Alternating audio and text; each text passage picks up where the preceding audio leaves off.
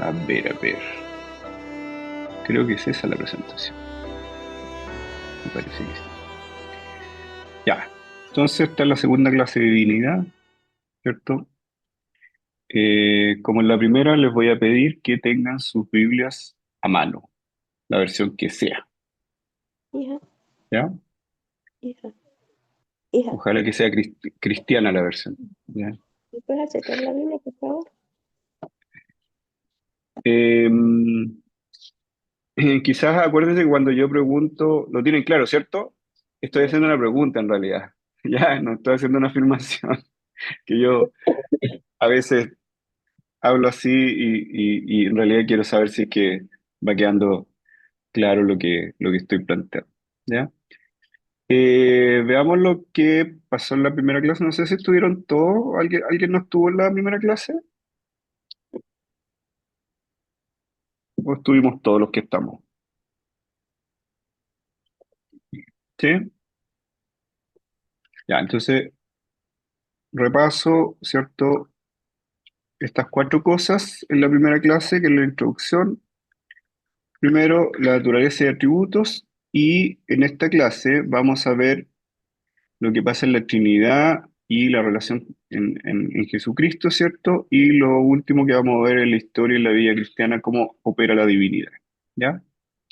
Entonces, la introducción, yo voy a saltar todo esto. La introducción, ¿cierto? Vimos la definición de divinidad, ¿cierto? Los atributos de Dios.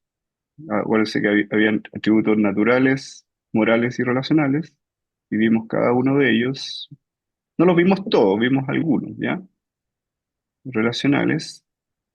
Y, y una cosa importante es que Dios nos llama a reflejar todos estos atributos en nuestra vida diaria, que recalcábamos el rol de los cristianos, ¿cierto? De alguna manera es como ser luz en el mundo, ¿cierto? Y entonces, y ahora nos toca ver la tercera parte, que es la divinidad, en la Trinidad y en Jesucristo, ¿ya? Supongo que me ven y me escuchan bien, ¿ya? Y partiendo con esto, tendríamos que ver, claro, de qué se trata la Trinidad, ¿cierto? Si ustedes ven la clase de divinidad en EPM1, nosotros definimos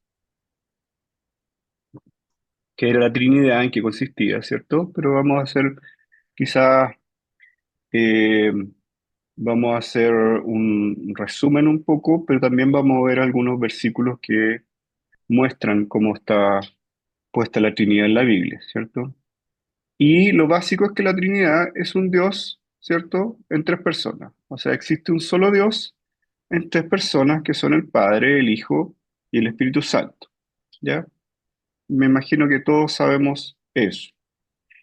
Es importante que cada persona de la Trinidad comparte plenamente la naturaleza divina o la naturaleza de Dios, ¿cierto? Pero es distinta cada una de las personas y también es distinta su función dentro de la Trinidad. O sea, tienen de alguna manera roles distintos. ¿Eh? Preguntábamos la clase pasada, ¿cuántas veces aparece la palabra Trinidad en la Biblia? ¿Alguien puede responder? Chorro es la cama. Hermana Adelaida, tiene el micrófono prendido. ¿Sí? Cero, ¿Alguien puede responder? Cero. cero. Gracias, hermana Ceci. Gracias, hermana Ceci. ¿Y dónde sale eso? Trinidad aparece cero veces, ¿cierto? Como palabra en la Biblia, aunque hay muchos versículos que muestran la presencia de la Trinidad y la obra conjunta, ¿cierto? De las tres personas de la Trinidad que usted tiene que pensar que actúan en conjunto también, ¿ya?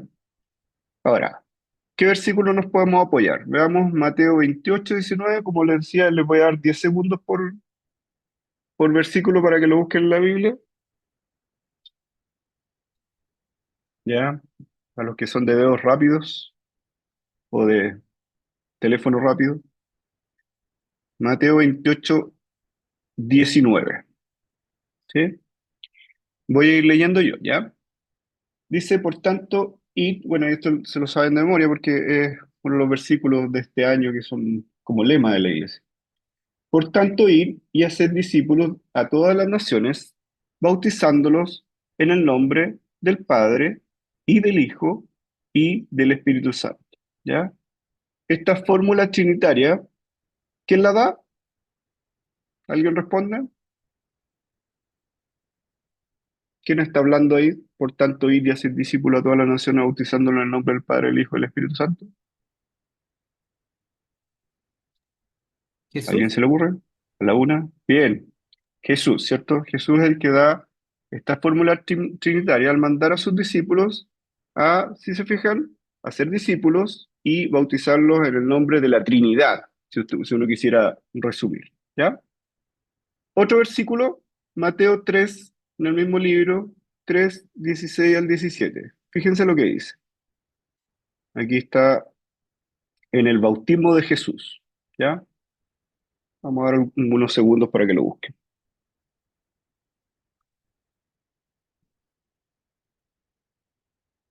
Dice, y Jesús, después que fue bautizado, subió luego del agua. Y he aquí, los cielos fueron abiertos y vio al Espíritu de Dios, que descendía como paloma y venía sobre él. Y hubo una voz, ¿cierto? Una voz, aquí tengo mal el versículo, una voz del cielo que decía, este es mi hijo en quien tengo complacencia. ¿Sí? Entonces ahí aparece que Jesús es bautizado, ¿cierto? Que ve al Espíritu que baja como paloma o en forma de paloma y que habla, ¿cierto? El Padre en este caso, que dice, este es mi hijo, ¿cierto? En mi hijo amado, en quien tengo complacencia.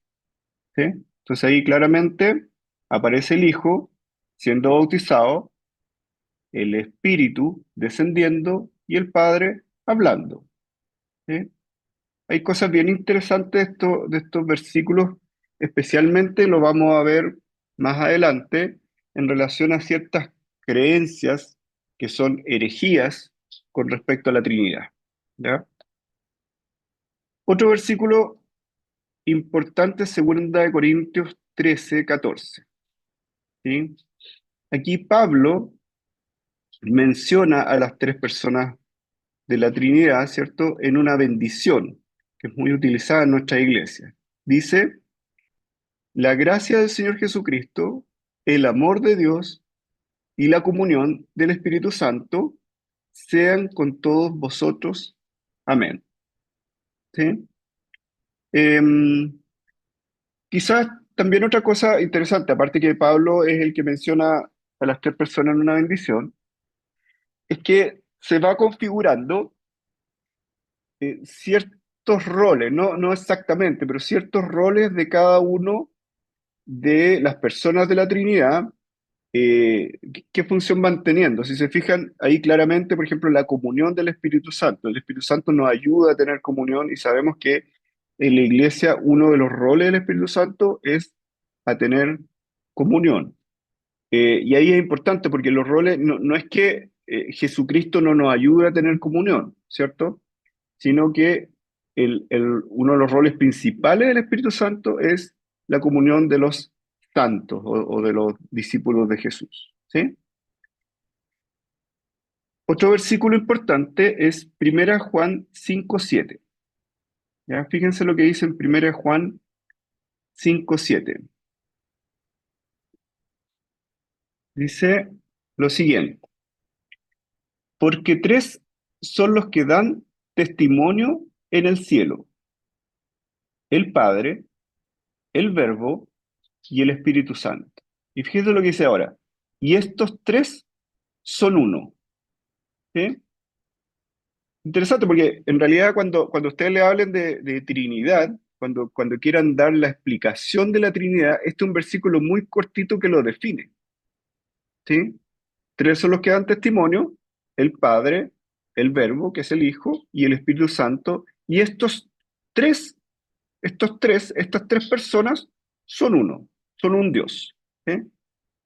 Eh, Ahí quizás les voy a dejar la tarea para que lo hablemos, no lo vamos a hablar ahora, pero en este versículo hay una cosa que se llama la coma juánica, o la coma juánica, ¿sí?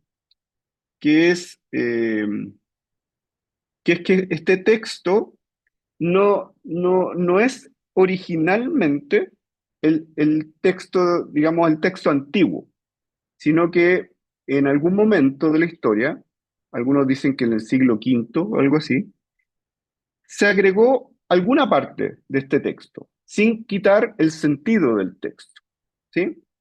Entonces, el versículo 7 tanto como el versículo 8 eh, quizás tienen una adición posterior que es explicativa, no es que estén sumando algo nuevo, sino que es explicativa de cómo opera la Trinidad, ¿ya? Porque una de las cosas por las que y el hermano Abel tiene que saber esto, una de las cosas por las que hubo conflicto en la iglesia es cómo se concibió la Trinidad a lo largo de la historia.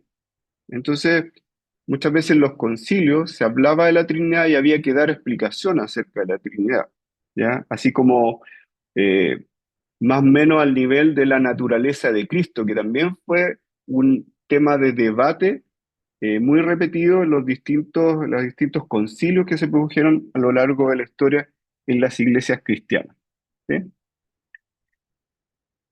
Bueno, y otro versículo, Juan 14:16.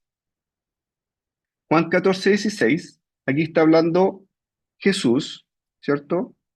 Eh, y dice lo siguiente, y yo rogaré al Padre y os dará otro consolador para que esté con vosotros para siempre, ¿sí?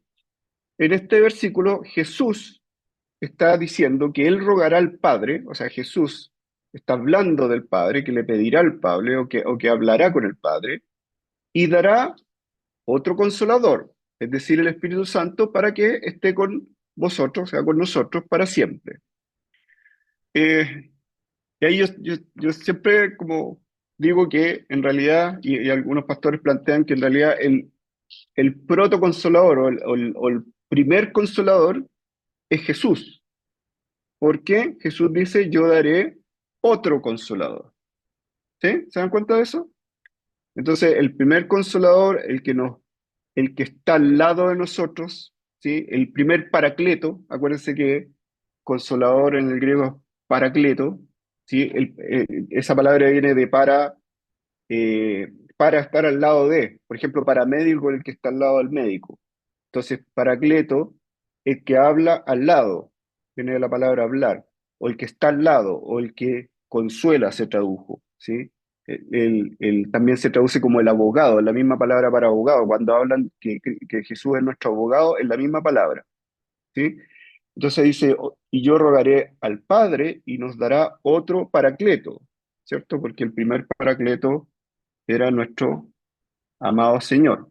Entonces ahí está la Trinidad en acción, eh, hablando también de los roles, ¿ya? ¿Cierto? Jesús eh, ruega al Padre y pide por otro consolador que también lo envía posteriormente, ¿sí? Y un versículo quizás interesante que ustedes pueden ver en sus Biblias es Génesis 1:26, ¿ya? En Génesis 1:26 les voy a dar tiempo para que lo busquen al principio de su Biblia, ¿cierto? Cuando Dios está creando al hombre y a la mujer, dice lo siguiente. Entonces dijo Dios, hagamos al hombre a nuestra imagen conforme a nuestra semejanza, ¿sí? Y ahí está hablando el plural, ¿ya? Está hablando en plural. Y el plural sugiere una, un sentido, ¿cierto?, de más de una persona puesta ahí, ¿sí? Y de hecho en el hebreo la palabra es Elohim, ¿sí? Para Dios. Y Elohim es una palabra plural, ¿sí? Que los hebreos lo usaban muchas veces para dioses, ¿sí? Pero que tiene solo una forma plural y eh, a menudo el plural tiene que ver con, en este caso, podría usarse como las tres personas de la Trinidad. Algunos teólogos difieren de eso y dicen que a lo mejor está más relacionado con que el plural muchas veces indica algo más importante. Por ejemplo, majestad, como un Dios majestuoso de alguna manera, ¿sí? Acuérdense que hay varios términos para Dios. Algunas veces le llama Yahvé, otras veces Adonai, ¿cierto?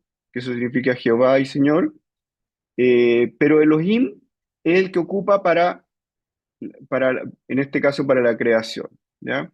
Entonces, quizás un versículo interesante cuando uno analiza como que la Trinidad existe desde un inicio, ¿cierto? Desde antes del inicio del mundo, la Trinidad ya está completamente instalada porque no tiene ni principio ni fin, ¿ya?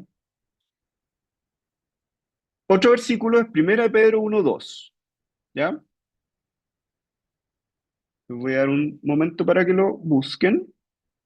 1 Pedro 1:2.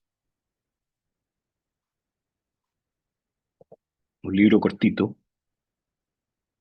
Dice, fíjense, este versículo es complejo y dice muchas cosas. Dice, elegidos, ¿sí? Los santos, según la presciencia de Dios Padre. La presciencia, o sea, de alguna manera el previo conocimiento de Dios Padre. En santificación del Espíritu, ¿sí? El rol del Espíritu. Para obedecer y ser rociados con la sangre de Jesucristo. Fíjense qué bonito este versículo, yo lo encontré, pero fabuloso. Habla del conocimiento del Padre, la santificación del Espíritu, pero para obedecer y ser rociados con la sangre de Jesucristo, que es la forma, ¿cierto?, de cómo la Trinidad opera en la salvación del hombre, ¿sí? Entonces, es bonito cómo actúan tan equilibradamente, tan coordinadamente las tres personas de la Trinidad para la salvación de las personas, la salvación nuestra, ¿sí? Entonces, encontré un versículo que era muy lindo, así que se los regalo. Y, por último, Efesios 4, del 4 al 6, fíjese cómo se mencionan las tres personas de la Trinidad en esto. Dice, un cuerpo y un espíritu, como fuisteis también llamados en una misma esperanza de vuestra vocación, un Señor, una fe, un bautismo, un Dios y Padre de todos, el cual es sobre todos y por todos y en todos. ¿Sí? Aquí está hablando de cómo está operando las tres personas, cómo está operando la Trinidad en la unidad de la fe. Si se fijan, la fe actúa de una forma que es un espíritu, un Señor, ¿cierto? Un Dios, un Padre de todos, el cual está sobre todos. ¿Sí? Entonces, si ustedes se dan cuenta, está plagado de versículos que hablan de la Trinidad. Entonces, cuando a ustedes, alguien que no cree en la Trinidad o no tiene el concepto de Trinidad adecuado, ustedes pueden ir a cualquiera de estos versículos y pueden mostrar a una persona su error, ¿cierto? Y llevarlos a la verdad. Por eso son importantes estos versículos y hay muchos más que se pueden extraer de la Biblia, ¿sí? Por lo tanto, uno puede decir que en la Trinidad no hay confusión. Y se fijan, este es un triángulo clásico, ¿cierto? Que es muy antiguo, que dice que el Padre no es el Hijo, que el Espíritu Santo no es el Hijo, que el Padre no es el Espíritu Santo, pero que el Padre es Dios, el Hijo es Dios y el Espíritu Santo es Dios. Es decir, no hay confusión ni mezcla en la Trinidad. Cada persona tiene su tarea específica, pero actúan en forma armónica y en coordinación de su voluntad. Eh, y ahí vamos a ver cuáles son los roles de cada uno. ¿Sí? Eh, y en ese sentido hay muchas religiones que hablan de un Dios único, pero no de un Dios trino. ¿Ya? Y es importante comprender la Trinidad, porque la Trinidad es base, es fundamento, es clave para entender tanto el amor de Dios como la comunión, ¿cierto?, con Dios y entre los hermanos, y especialmente la redención, ¿sí?, la salvación.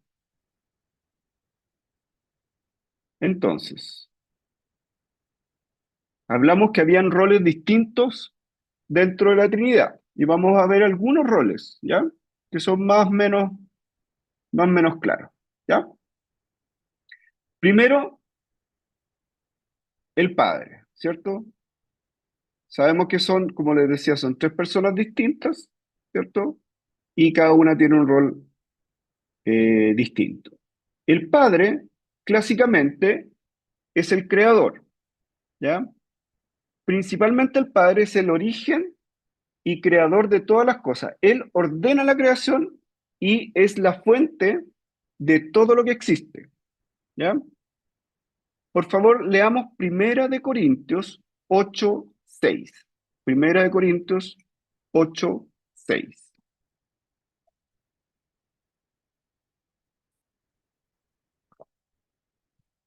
Fíjense lo que dice 1 Corintios 8:6. Dice, para nosotros, sin embargo, solo hay un Dios, el Padre, del cual proceden todas las cosas, y nosotros somos para Él, y un Señor Jesucristo por medio del cual son todas las cosas, y nosotros por medio de Él.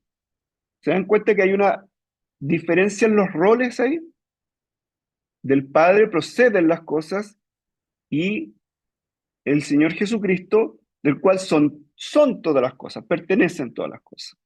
¿Sí? Entonces ahí estamos hablando del origen, del Padre proceden, se originan todas las cosas. ¿Sí? Y veamos Hebreos 1:2. Fíjese lo que dice en Hebreos 1:2. Cuando abre el centro de la carta a los Hebreos, le dice, está hablando de Jesús, dice, en estos postreros días nos ha hablado por el Hijo, ¿sí? Dios, ¿cierto? Nos ha hablado por el Hijo, a quien constituyó heredero de todo, y por quien asimismo, y está hablando del Padre, hizo el universo, ¿sí? O sea, es Dios Padre que hace el universo por Jesús, ¿sí? Hoy día le había preguntado, le pregunté a mi hija, le dije, ¿por qué crees tú que Dios hizo la creación? ¿Cierto? Y ahí está la respuesta. Por Jesús, ¿sí? Por el Hijo. ¿Sí? Entonces, nosotros tenemos que agradecerle a Jesús que también por Él fue hecho el universo y fuimos creados nosotros. Así que, doble agradecimiento. Luego, el Padre también es sustentador, ¿ya? Es fuente y sustento. Él, el Padre, es el que envía al Hijo y que sostiene la creación y toda la humanidad. Toda la humanidad está en sus manos, ¿sí? Juan 10:29, por favor. Juan 10:29. Juan 10:29. Dice, fíjese, cuando está hablando Jesús de sus ovejas, dice, mi Padre que me las dio es mayor que todos y nadie las puede arrebatar de la mano de mi Padre. ¿Se fijan? El Padre le da las ovejas al Hijo y nadie las puede arrebatar de la mano del Padre, porque es el sustentador, es el que da. Y si las da Él, nadie las puede quitar. ¿Sí? Santiago 1:17 dice que toda buena dádiva y todo don perfecto desciende de lo alto, del Padre de las luces. Fíjense, toda buena dádiva, todo don perfecto desciende del Padre de las luces. Y ahí agrega que en él no hay mudanza, no hay cambio, como lo vimos la vez pasada, ¿cierto? Que hablábamos de que Dios es inmutable, una de las características de Dios, de los atributos. ¿Sí? Y un tercer rol o característica del Padre es que la voluntad del Padre se cumple en la obra redentora y en toda la historia de la salvación. ¿Sí? Eh, Leamos Juan 5:19, por favor. Juan 5:19. Si ustedes se dan cuenta, el libro de Juan habla mucho de las características de la Trinidad y de la divinidad en general. ¿Sí? Pero es un libro muy profundo. Entonces Juan 5:19 dice, respondió entonces Jesús y les dijo, de cierto os digo, no puede el Hijo hacer nada por sí mismo, sino lo que ve hacer al Padre, porque todo lo que el Padre hace, también lo hace el Hijo igualmente. ¿Sí? Hay varias cosas interesantes, porque una es que dice, respondió entonces Jesús, por lo tanto son dos personas distintas, ¿cierto? Y le dijo, de cierto os digo, una conversación. Amén, amén, en el griego. Amén, amén, os digo. No puede el Hijo hacer nada por sí mismo, ¿sí?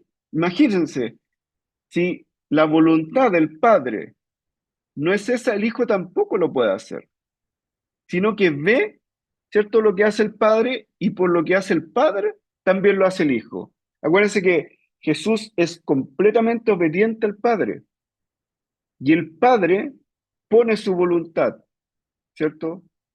Entonces, su voluntad siempre se cumple en la obra redentora y también en la historia. Ya, ese es el Padre, ¿cierto? Vamos con el Hijo, los roles del Hijo. El primero, redentor, yo creo que ese es súper, súper conocido. Jesús, el Hijo, ¿cierto? Tiene el papel principal en la redención y la salvación de nosotros, de la humanidad.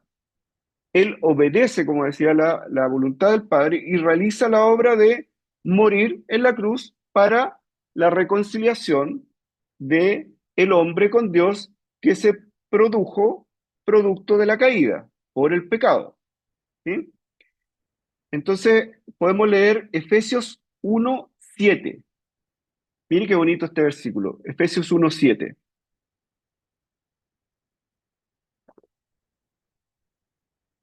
Está hablando ahí de Jesús mismo. Dice, en quien tenemos redención por su sangre, el perdón de pecados según las riquezas de su gracia. ¿Sí? O sea, solo por Jesús tenemos redención a través de su sacrificio, por su sangre, dice. Y tenemos el perdón de pecados, es decir, ya no somos más enemigos de Dios, sino que somos, como dice la Biblia, podemos ser llamados hijos de Dios. ¿Sí? Otro rol o otra característica es que el Hijo, Jesucristo, es el Logos, es la palabra creadora. ¿Sí? El Hijo es la palabra por medio del cual el Padre creó todas las cosas. Fíjense, y este clásico versículo, Juan 1, que no les voy a dar ni tiempo para buscarlo porque se lo tienen que saber. Dice Juan 1:1, en el principio era el verbo, ¿sí? En el principio era el verbo. Y el verbo, es decir, Jesús, era con Dios, o sea, estaba con Dios. Y el verbo era Dios. Este era en el principio con Dios. Todas las cosas por Él fueron hechas, por Él. Y sin Él, nada de lo que ha sido hecho, fue hecho. ¿Sí? Se dan cuenta que lo que decíamos antes, que por Jesús fue hecho el universo, ¿sí? Por el Verbo. En Hebreo 1:2, que ya lo leímos hace poquito, dice: en estos postreros días nos ha hablado por el Hijo, a quien constituyó heredero de todo y por quien asimismo hizo el universo. ¿Se dan cuenta que la causa, la razón por la que se hizo el universo es este logos? ¿Sí? Y la tercera característica es que el Hijo es el mediador por excelencia. Jesús es el mediador entre Dios y los hombres y quien revela al Padre a la humanidad. ¿Sí? Juan 14:13 dice: y todo lo que pidiereis al Padre en mi nombre, eso está hablando Jesús, ¿cierto? Y todo lo que pidiereis al Padre en mi nombre, lo haré para que el Padre sea glorificado en el Hijo. ¿Sí? O sea, Jesús es el único mediador, ¿sí? No existe otro, ¿sí? Todos los otros son falsos, ¿sí?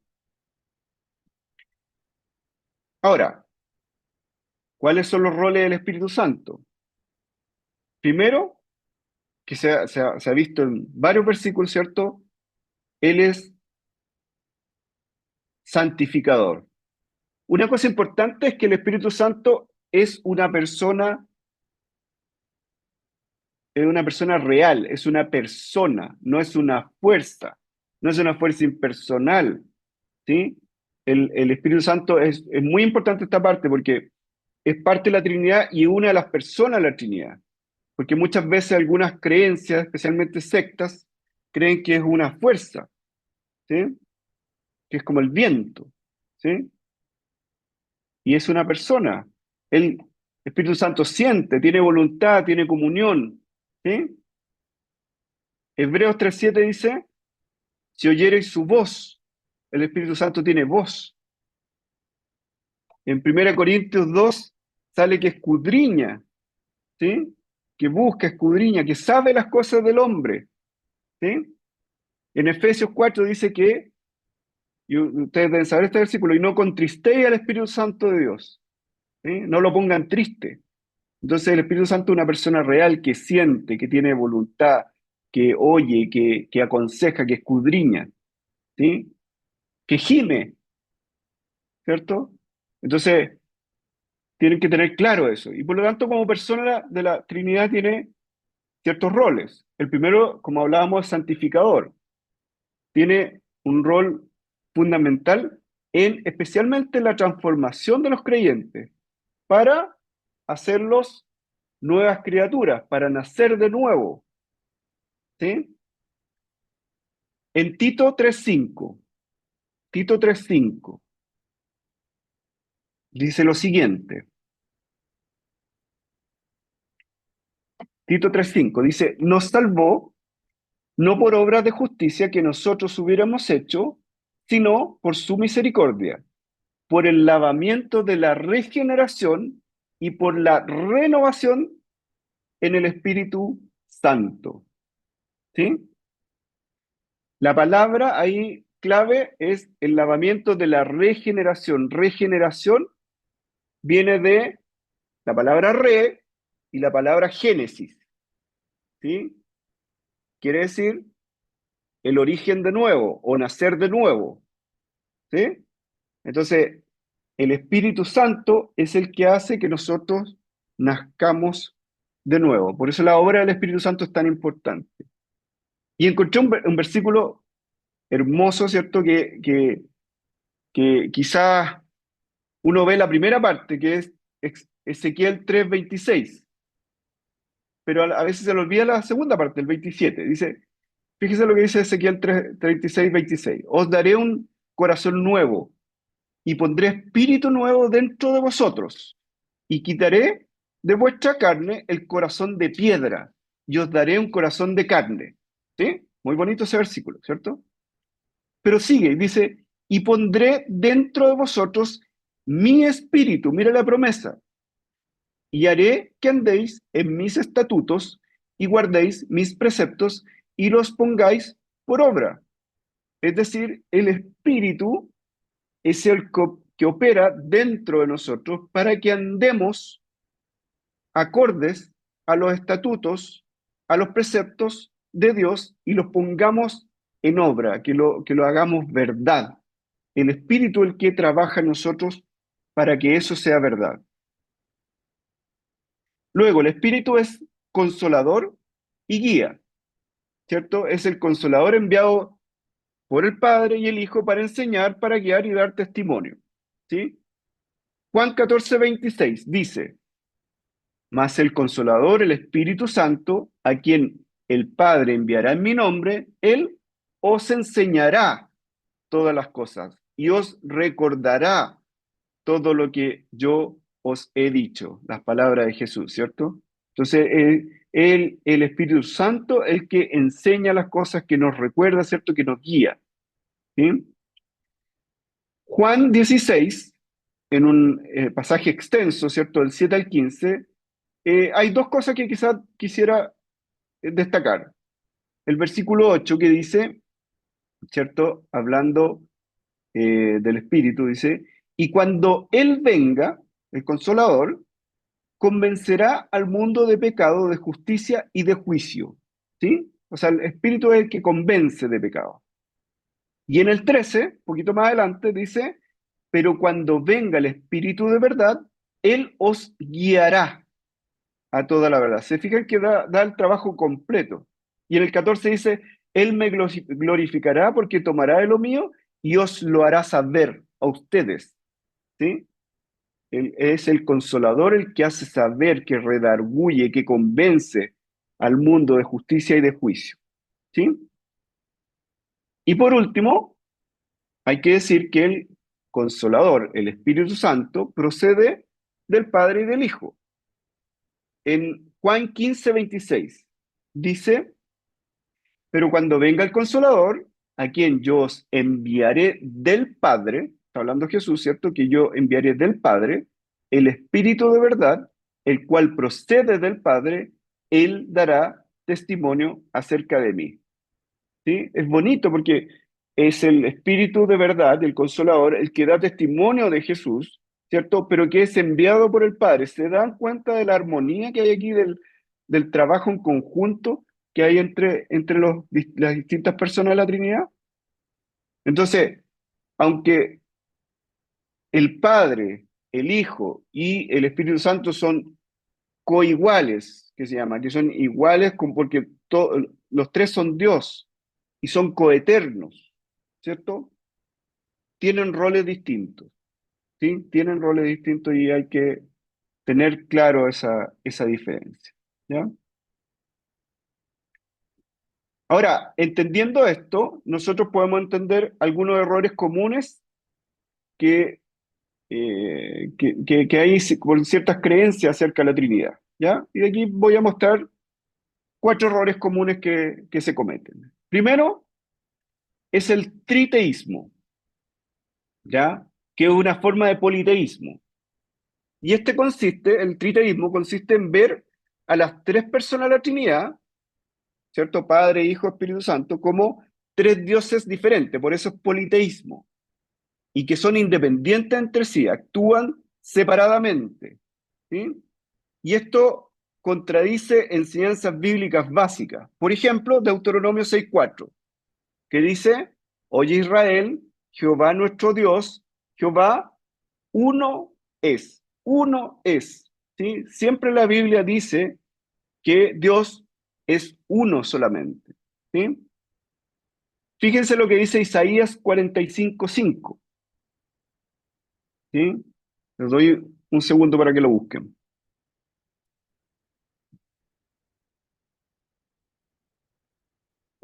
Isaías 45:5. Dice, yo soy Jehová y ninguno más hay, ¿sí? Yo soy Jehová y ninguno más hay. No hay Dios fuera de mí, ¿sí? Dios es enfático.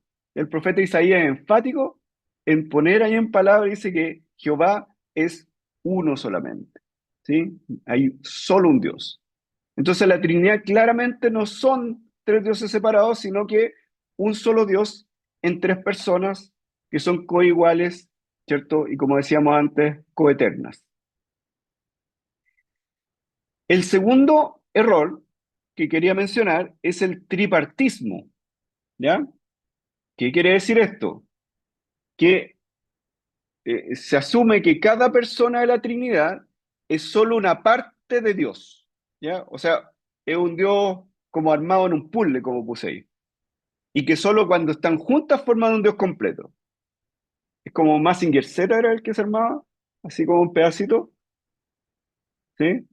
Algo así, es como un Dios incompleto, ¿sí?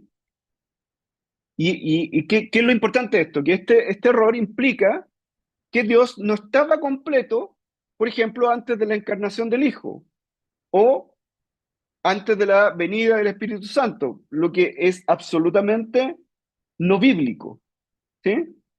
La Biblia siempre presenta a cada persona como plenamente Dios. Por ejemplo, porque claro, muchas veces se concibe al Padre como Dios, pero a veces se deja o afuera el Hijo o afuera el Espíritu Santo. Vamos a Hechos 5 del 3 al 4, ya que lo estamos estudiando en la escuela bíblica dominical. Hechos 5 3 al 4 dice, y dijo Pedro, Ananías, ¿por qué llenó Satanás tu corazón para que mintieses al Espíritu Santo? Fíjense, para que mintieses al Espíritu Santo y sustrajeses del precio de la heredad. Reteniéndola, no se te quedaba a ti y vendida no estaba en tu poder. ¿Por qué pusiste esto en tu corazón? Y fíjense lo que dice ahora. No has mentido a los hombres, sino a Dios, hablando del Espíritu Santo, ¿sí? Dice, ¿por qué llenó Satanás tu corazón para que mintieses al Espíritu Santo? Y termina diciendo, le mentiste a Dios, ¿sí? Entonces, claramente, el Espíritu Santo es Dios, ¿sí? Colosenses 1, del 15 al 20, hablando de Jesucristo, dice, Él, Jesucristo, es la imagen del Dios invisible, el primogénito de toda creación.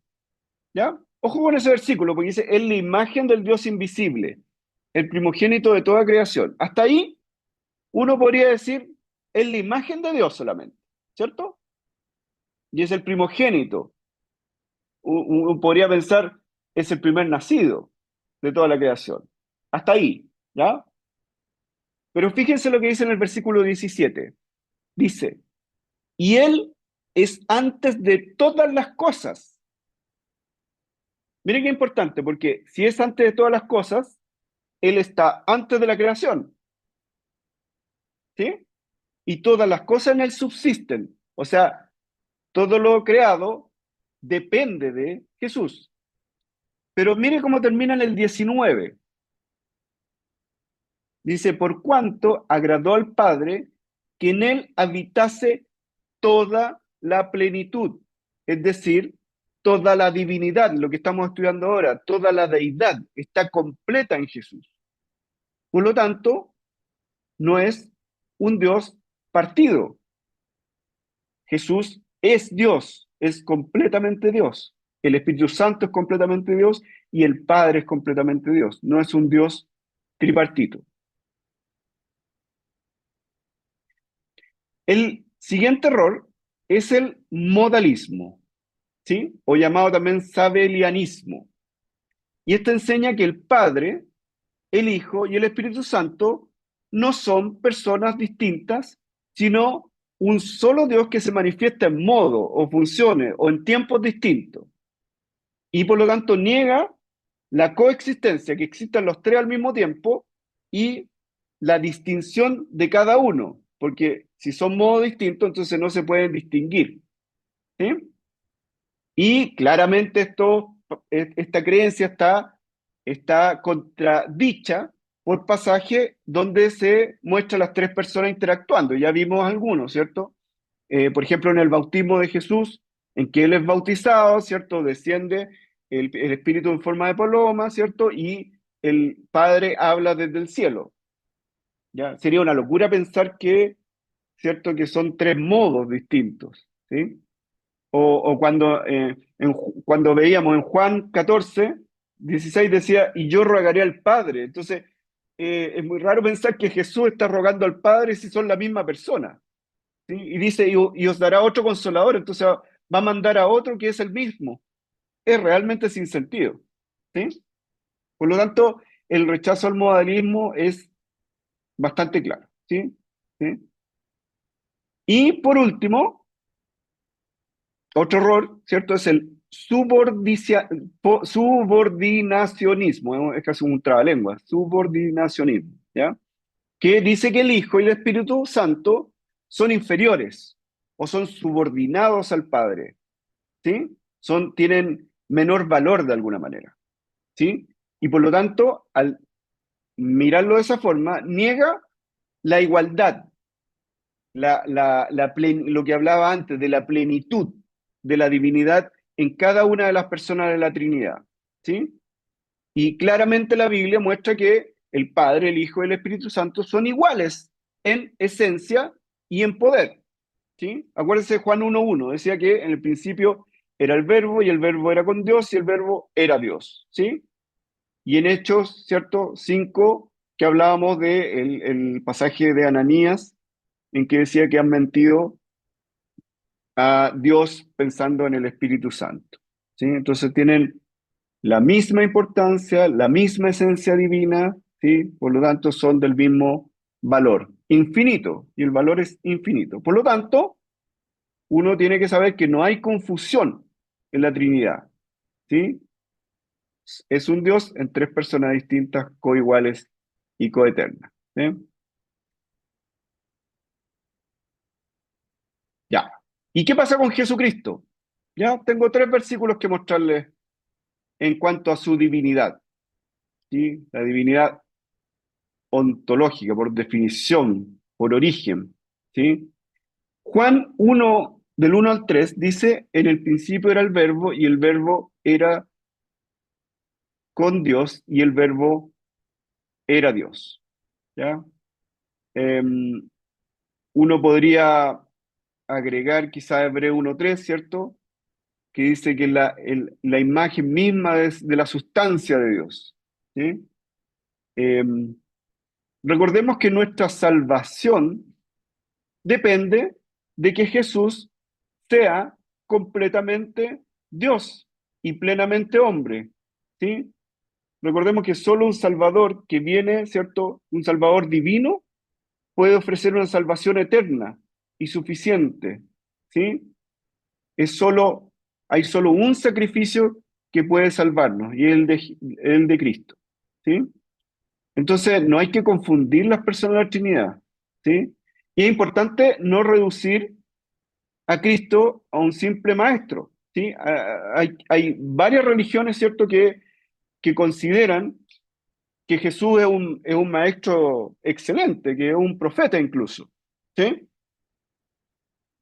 Por ejemplo, y de las religiones más conocidas, por ejemplo, el Islam, que considera que Jesús fue uno de los más grandes profetas, ¿cierto? Que era el hijo de María, pero que no era divino, que no era hijo de Dios, ¿sí? Incluso el Corán reconoce los milagros, pero niega el carácter divino de Jesús, ¿sí? Lo mismo el judaísmo, que ve a Jesús como un maestro, o como un rabino, como un buen rabino, pero no como el Mesías, ¿sí? Por ejemplo, y el budismo considera a Jesús como un ser iluminado, ¿sí? Pero no como Dios tampoco. Se valora como su característica, su humanidad, su enseñanza, su ética, sin atribuirle la divinidad, ¿sí?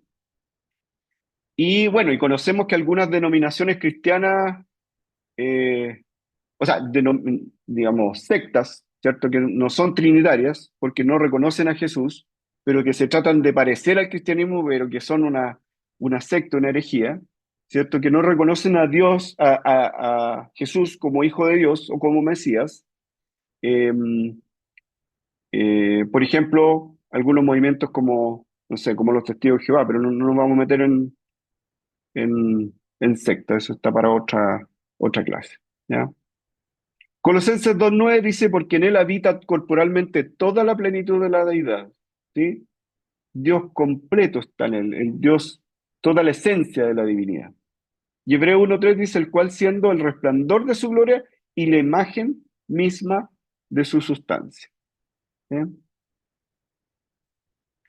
Ya. ¿Y qué pasa con la revelación y la salvación? Aquí dos partes solamente.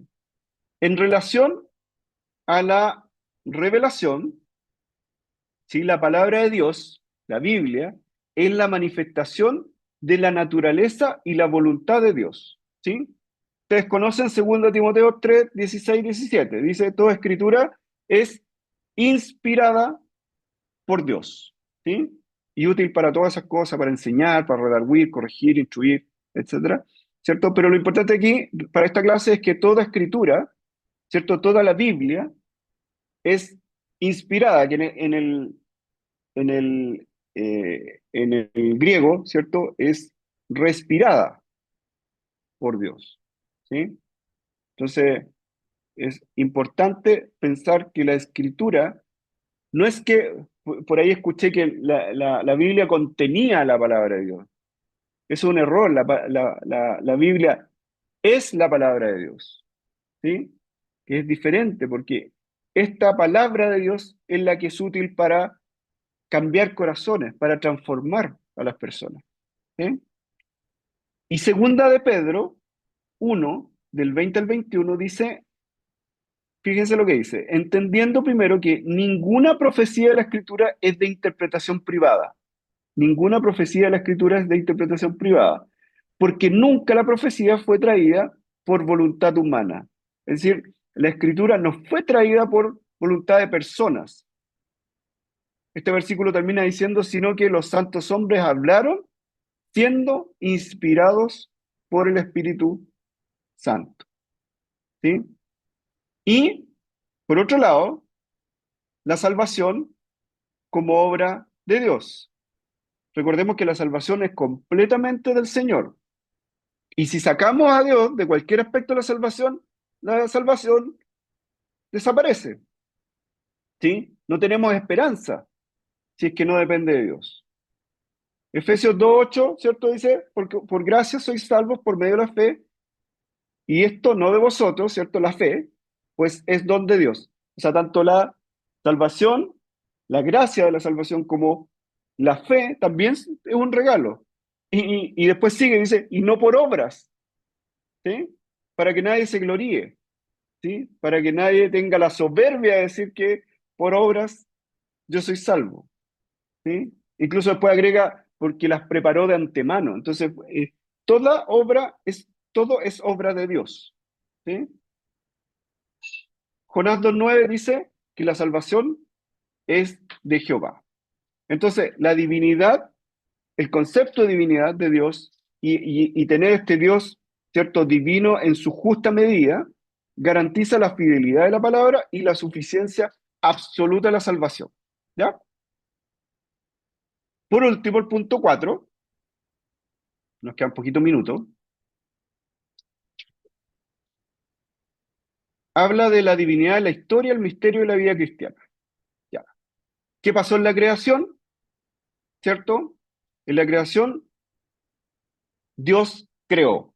¿Sí? ¿Y se acuerdan que aprendimos que creó de la nada? Que eh, Bereshit bara, el bara es el creó, pero de la nada. Eso significa que creó de la nada.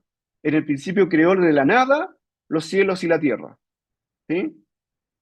El Salmo 33, 6, del 6 al 9 dice, fueron hechos los cielos por la palabra de Jehová. ¿Sí? Y por el aliento, por el ruá. ¿Se acuerdan que el ruá de su boca era el aliento de su boca? Y en el 9 dice, y él mandó y existió. O sea, permaneció, existió quiere decir que permaneció firme. Creó y no se destruyó, creó y se mantuvo. Y la creación revela tanto el poder como la sabiduría y la soberanía de Dios. ¿Sí? Por eso el- la creación es ordenada, es bella, ¿cierto? Y es tan compleja que nosotros no podemos entenderla. ¿Sí? Después La divinidad se manifiesta en el gobierno de Dios, ¿sí? Dios sostiene y dirige el universo y es absoluta autoridad en el universo. Daniel 4:35 dice, todos, fíjense, todos los habitantes de la tierra son considerados como nada y Él hace según su voluntad, ¿sí? Y termina diciendo, no hay quien detenga su mano. Nada escapa a su control, ni siquiera el mal o el sufrimiento. Cuando hay desastre, ese desastre está en control de Dios. Y uno se pregunta en el sufrimiento especialmente, ¿por qué? Eso está en control de Dios. Hay que entender eso, ¿ya? Porque eso está cumpliendo el propósito de Dios, ¿sí? Aunque uno a veces no lo cree, ¿cierto? O duda.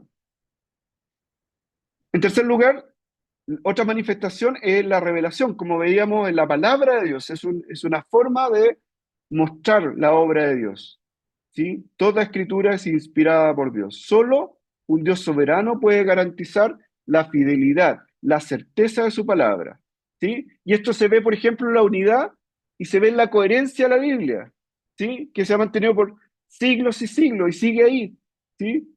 Por cuánto, más de 40 autores a lo largo de más de 2000 años escrita y todo tiene coherencia, ¿sí? Otra manifestación es obviamente la salvación, ¿sí? Salmo 3:8 dice, la salvación es de Jehová, sobre tu pueblo sea tu bendición. La salvación no es del esfuerzo humano, ningún mérito humano se puede añadir o puede quitar a la obra de la salvación. Y por último, la manifestación en la historia. Romanos 11:36 dice, porque de Él y por Él y para Él son todas las cosas.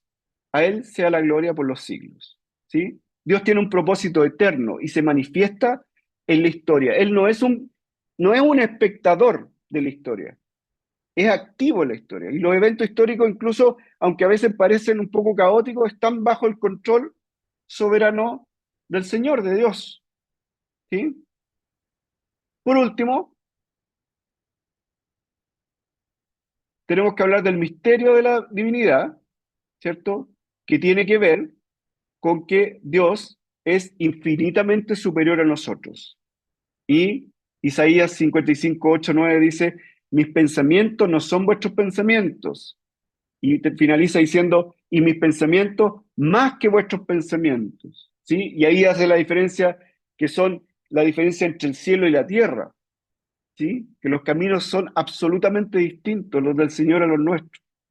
¿Sí? Entonces nosotros no podemos entender los caminos de Dios. ¿Sí? En el Salmo 97 dice, nubes y oscuridad alrededor de Él, porque nosotros no entendemos, está velado, son nubes para nosotros, porque no los podemos entender, ¿cierto? Cómo piensa el Señor. Y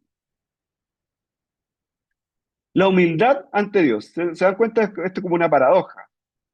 El reconocimiento de la divinidad nos lleva a la humildad y por lo tanto a acercarnos a Dios. ¿Sí? Entonces, el Salmo 138 dice, porque Jehová es excelso y atiende ¿a quién? Al humilde. ¿Sí? Y en Isaías 57:15 dice, Isaías dice, así dijo el alto y sublime. Más adelante dice, yo habito en la altura y en la santidad. Y fíjense lo que termina diciendo, y con el quebrantado y humilde de espíritu. ¿Sí? En la medida que nuestro corazón se humilla, estamos más cercanos a Dios.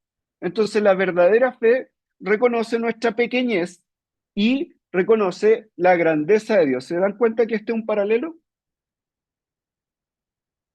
Finalmente, algunas aplicaciones prácticas son cuatro. La primera es que la divinidad, el concepto de divinidad en la vida diaria, nos llama a vivir en reverencia, a vivir en confianza y a vivir en obediencia a este Dios tan grande y sublime. ¿Sí? Debemos confiar en sus promesas porque es Dios, porque tiene las características que vimos en la primera clase, omnipresencia, omnisciencia y todo lo infinito que es Él. Lo segundo es que la divinidad nos invita a adorar a Dios, pero ojo, por quién es, no solo por lo que hace, porque de repente puede pasar que a nosotros nos pasen cosas malas. Y eso, hermanos míos, está en control de Dios, ¿sí? Para cumplir su voluntad. En tercer lugar, la divinidad nos desafía a confiar en Dios, aun cuando no entendemos sus caminos, como decía anteriormente. Y por último, nos da la seguridad, por ejemplo, en la oración, por ejemplo, en el servicio, y especialmente en la esperanza que tenemos asegurada en el futuro, ¿ya? Y las conclusiones de esta clase serían que primero, la divinidad es la esencia y la naturaleza de Dios como ser supremo. Segundo, que la divinidad se manifiesta en atributos, en la unidad de la Trinidad, en la obra de Cristo, en la creación, en la historia y en la revelación bíblica, como veíamos hace poquito. También debemos reconocer que la divinidad nos lleva a la humildad, a la fe, a la obediencia y a una adoración genuina. Y por último, debemos decir que la vida cristiana, la teología y la misión de la iglesia dependen de una visión correcta, es decir, una visión elevada y bíblica de la divinidad de Dios. Muchas gracias.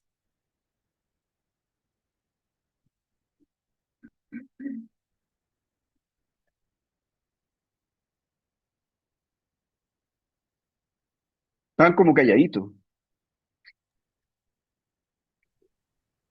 Muchas gracias, pastor. No, no se notó el resfrío, ¿ah? Para nada. Yo al menos no, No, no es que lo noté. me entusiasmé. Sí. Em, es un tema súper interesante. Gracias por esta segunda clase, pastor. Yo siempre me costó entender esta figura de la Trinidad, ¿ah? Ya una vez que pude leer más al respecto, entender más al respecto, me parece algo súper fundamental para la fe. En algún momento quizá nosotros no le tomamos la verdadera importancia a lo que es, significa e implica la Trinidad. Y finalmente una de las creencias fundamentales, el tronco fundamental sobre el cual se articula el cristianismo. Así es que no da lo mismo justamente lo que pensemos sobre cada persona de la Trinidad o sobre la esencia divina o sobre Cristo, sino que eso por Mm. el contrario debiese moldear nuestra fe, debiese moldear nuestro carácter y nosotros tener claridad de aquello, que a veces es complejo, nos ayuda también a tener una relación especial con el Señor. A ¿Alguien mí me quiere? pasa con los atributos de la Trinidad, me pasa que en la medida que los conozco, veo un Dios más grande y me veo más chico. Y cada vez más grande y cada vez más chico. ¿Me entiendes? Entonces, pero me pasa algo, no sé si está bien teológicamente, ¿ya? Pero me pasa que me siento más especial. Un Dios tan grande con alguien tan pequeño que es capaz de poner sus ojos en mí. El Dios de Emanuel es capaz de venir y poner los ojos en mí y salvarme. Eso es, no hay ninguna otra creencia, no hay ninguna religión en que Dios mismo venga, se humille solo para salvarme. ¿Me entiendes? Entonces, es muy bonito, estoy casi llorando. ¿Sí? Es muy hermoso, eso. Tal cual, tal cual. ¿Alguien más quiere comentar algo o hacer alguna pregunta? Aprovechemos esta instancia.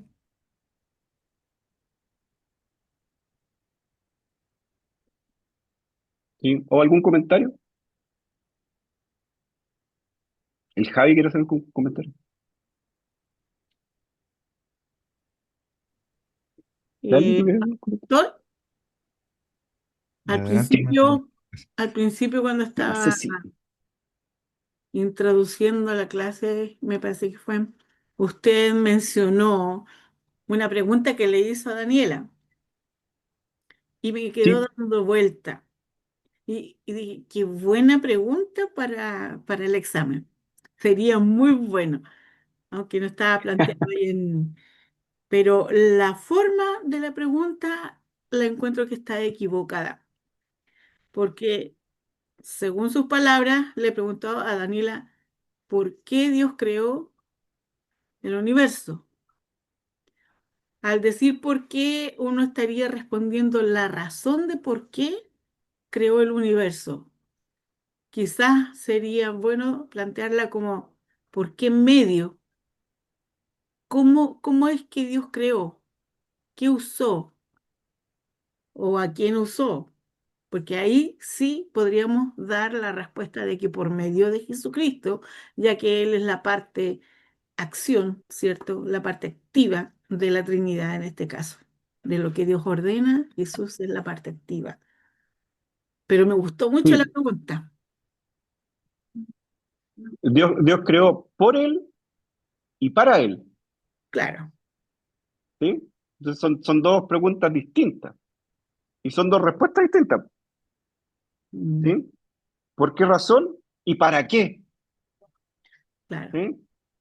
Claro, uno dice por amor, ¿cierto? Uno podría tener esa respuesta ahí al lado, por amor, ¿sí? Porque Dios tenía, ¿cierto? Desde antes de la creación del mundo nos tenía en su mente,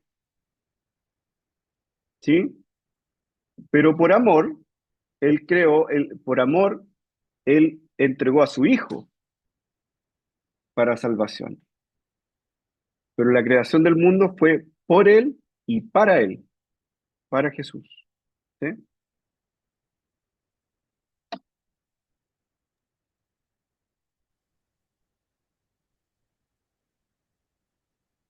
Otra consulta, Tan algún callado, no le gustó la comentario, clase.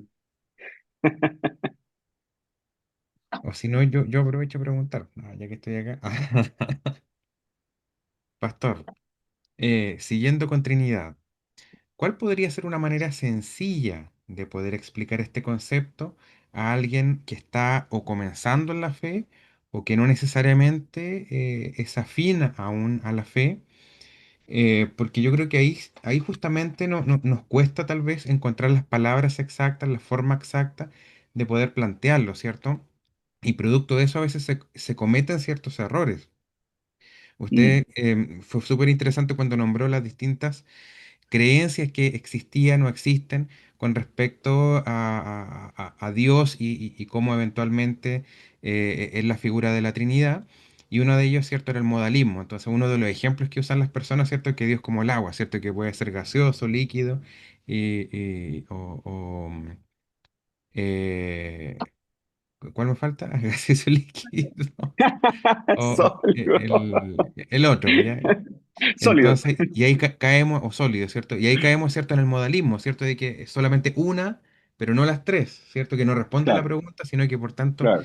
se considera, ¿cierto?, una de las herejías que se nombraba. Entonces, ¿cuál podría ser una forma en cual nosotros podamos, ojalá con palabras sencillas, poder explicar a alguien que está recién comprendiendo esto? Escucha, qué difícil la pregunta que me hacen. Hay una cosa que cuando uno estudia cualquier tema, hay muchos expertos que dicen eso, uno debería poder explicarle a un niño de 5 años. Entonces uno tiene que hacerse esa pregunta. ¿Cómo le explico esto a un niño de 5 años? Es difícil su pregunta porque justamente la cualidad de la Trinidad es que es un misterio.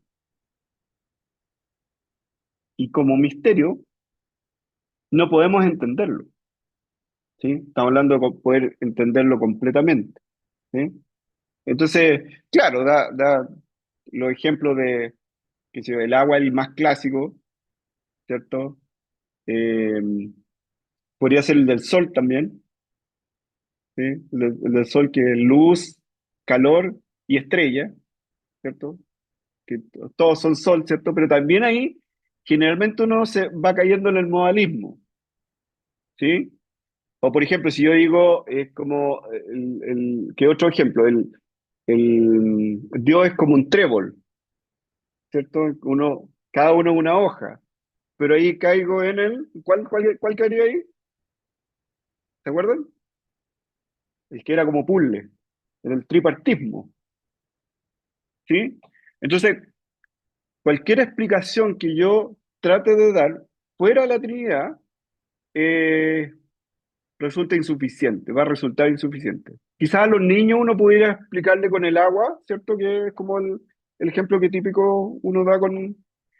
eh, pero a mí me gusta el esquema, ese triángulo que es tan claro en su explicación. Me gusta ese esquema y quizás ese esquema es súper fácil de entender, ¿cierto? Que uno no es, que Dios no es el Padre, que el Padre no es el Hijo, ¿cierto? Que el Hijo no es el Espíritu Santo, pero que todos son Dios, ¿sí? Pero en realidad, mi hermano, es una pregunta difícil porque es un misterio, entonces no sabría cómo responderle de una manera fácil, ¿sí? Quizás lo que uno podría hacer es ir directamente a los versículos, ¿sí? A los versículos simples, ya como lo que hablábamos en 1 Juan, ¿cierto? Quizás, ¿cómo? O Lali dice como las funciones, los roles de cada uno, ¿sí? Podría ser una forma de explicarlo de una manera adecuada, ¿sí? Muchas veces por ejemplo, cuando se termina una oración, ¿cierto? La gracia del Hijo, el amor del Padre, ¿cierto? Y la comunión del Espíritu Santo podría, de alguna manera, eh, mostrar que cada uno tiene su función dentro de la Trinidad, pero que siempre actúan en conjunto. Uno ve repetidamente, vimos hartos versículos, ¿cierto? Que actúan conjuntamente, siempre es como un equipo, pero que siempre termina siendo uno, ¿sí? Un Dios. Pero sí, es difícil la pregunta, mi hermano, el ¿qué quiere que le diga? Pero respondió. Gracias, Pastor, Está, está bien, está bien. ¿Alguien más? Nos quedan todavía algunos minutos.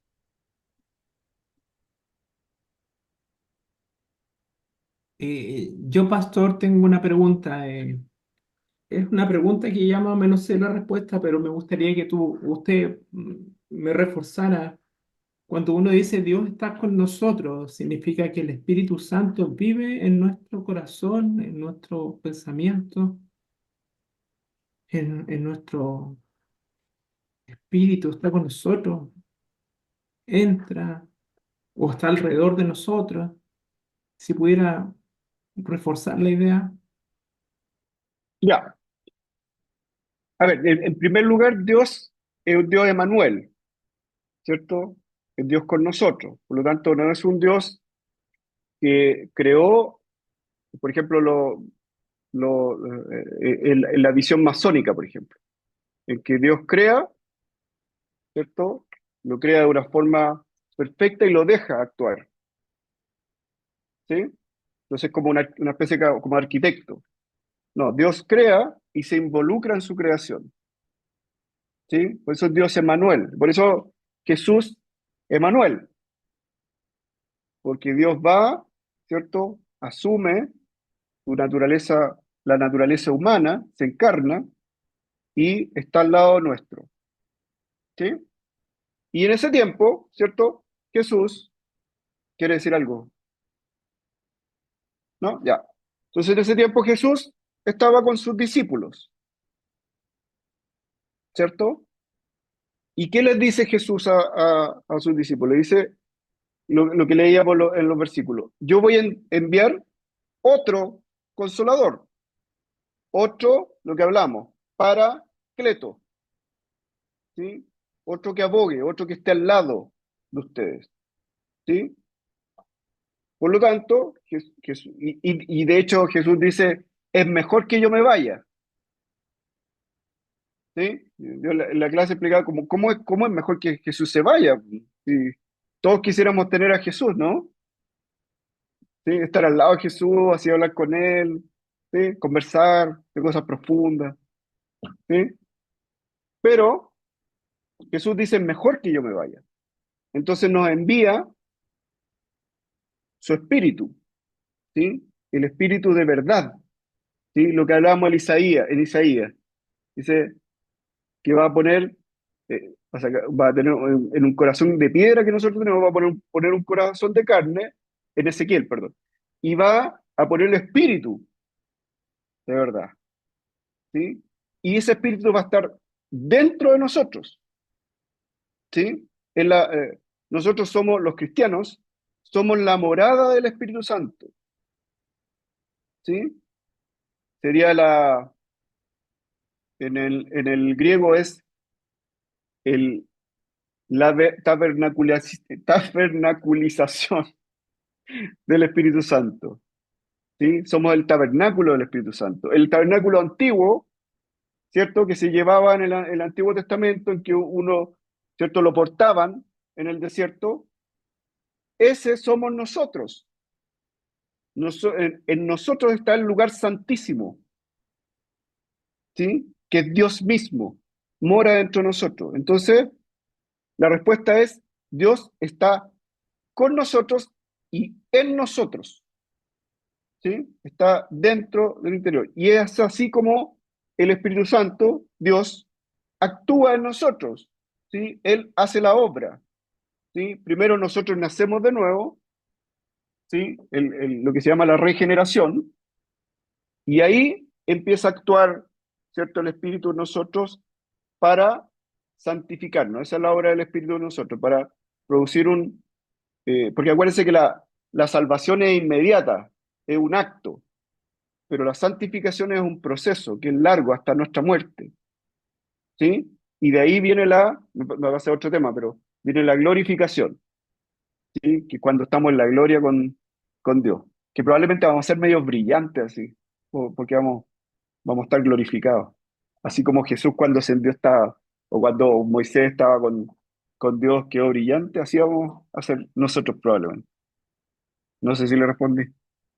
Sí, pastor, muchas gracias. Muchas gracias.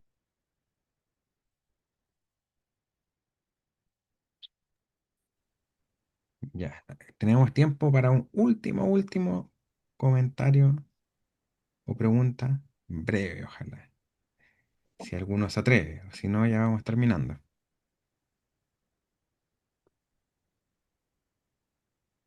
¿No? Perfecto. Quedó todo claro entonces, pastor. Muchas gracias porque la claridad de la clase, en la prueba, ¿cierto? Se va a ver que efectivamente todos obtuvieron el conocimiento.